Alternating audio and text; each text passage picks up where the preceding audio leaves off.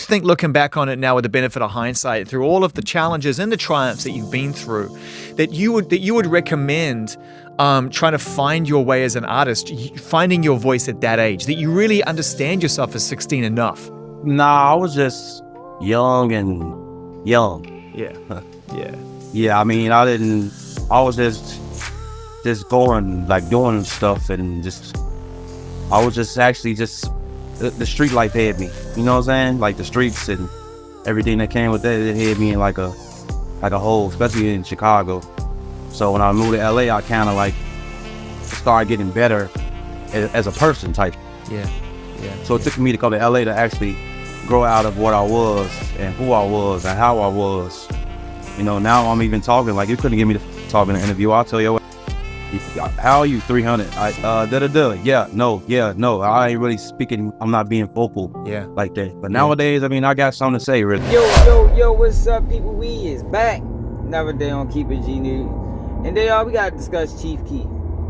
Now, a couple weeks ago, y'all, we got in a big debate over Chief Keef. Because I told y'all, I don't trust him. And what I mean by I don't trust him, I don't trust his history. I think it's a little bit more than what people think it is. I don't think he was just a guy from Chicago that they found and he just made all the right decisions to stay out the way. And I don't think it was that.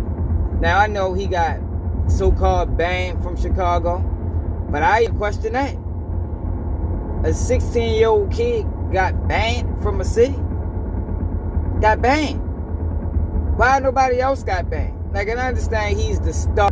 He's the guy that brought drill music to the world, and we see the damage that drill music is doing to the world.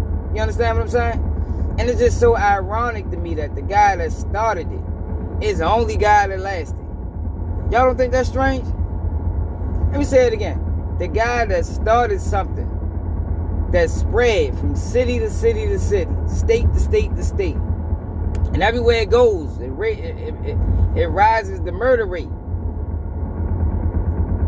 is the only one that lasted throughout the drill movement.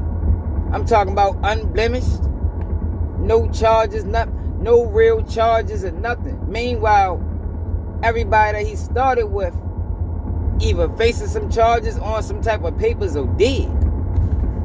Now, some people attribute that to, he had the right people in this corner. But my thing is, as a 16-year-old, right? And 16 years old, you getting money now. You getting money. Are you really gonna leave your city at that time? I think we dealing with rare territory when you talking about a 16-year-old with money leaving their city. Even having a family around, coming from them conditions, coming from the projects, even having a family around to make sure that it's necessary. But I came across a podcast, y'all. Now, I don't know the name of this podcast, but on this podcast, the A&R that, if you let him tell it, was responsible for the rise of Chief Keef.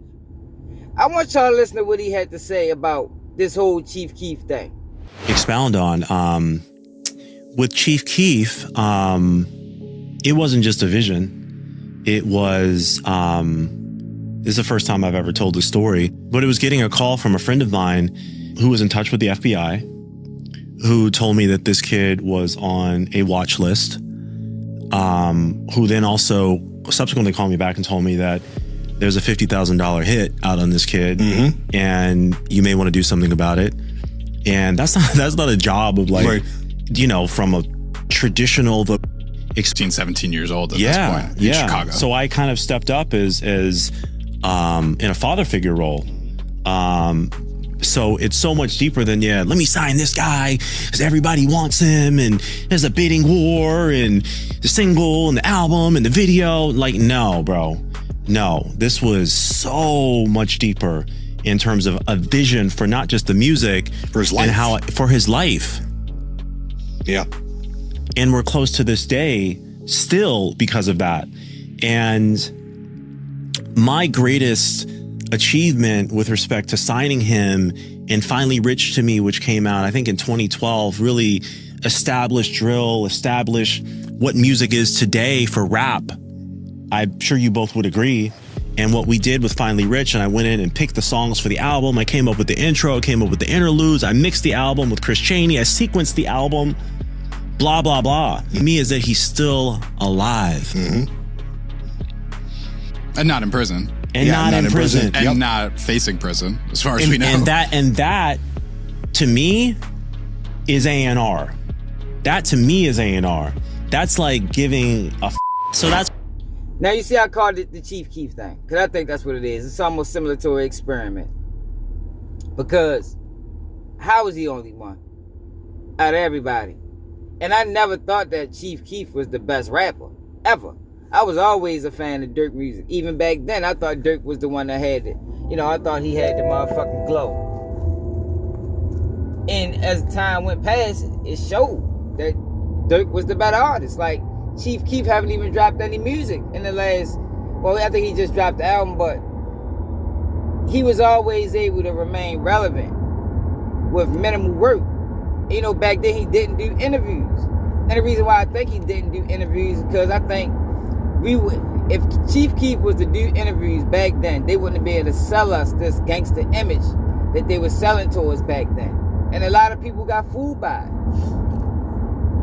Because you hear how he talk in the beginning. You hear how Chief Keef talk. Now, he attribute that to him moving to California relatively young. I understand that, but I think he always talked with some level of intelligence. And I ain't saying there's anything wrong with intelligence. But the picture that they painted of Chief Keef was a young, ignorant, ruthless kid from Chicago that's a gangbanger. More than likely he is. But the young, the ruthless, and don't give a fuck, no, that wasn't him. Those was the guys. And when you talk about Chief Keef and his guys, it's like, yo, what happened? You can't put people names in songs and then don't come through for people when people need you. Because one thing y'all got to understand about the drill movement is the drill movement would have went nowhere if it wasn't for the drillers. Part of the reason that made, well, I ain't gonna say part of the reason, probably the whole reason that made drill music so captivating was that people was actually drilling. People was actually dying and going to prison. Now you got Chief Keef who introduced us to Tuka. Rest in peace to Tuka. He introduced us to this and the dead, putting your homeboys' names in songs. I'm talking about street guys. Like, he made that popular. But the same street guys that he was putting names in songs was going to prison for some of the things that Chief Keef was talking about.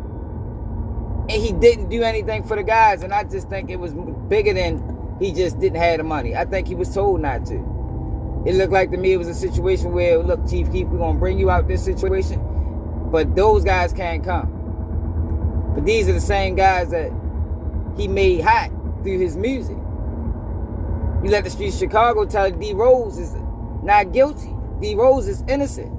But the reason why D Rose is arrested is because Chief Keef made his name hot. But he didn't do nothing for D Rose. But I want to know how y'all feel about this in the comments. Like, maybe, you know, I overanalyze things sometimes, yo. But I think it's very strange that he had a $50,000 bounty on his head. And this A&R got a call from somebody else that got a call from the FBI. And basically told him, get this guy out of here. You need to get a hold of him. You need to get a hold of him. And then when you could consider what the FBI has done or meant to the black community, now you find out Chief Keef, rather it's directly or indirectly had a connection, or the FBI was on him relatively early. You gotta ask the question, why? Was it really about 50K? Or did they need Chief Keef to push this new genre of music that was going to affect so many lives in the black community? Let me know in the comments, man. It's another day of Keep It G News, and I'm out.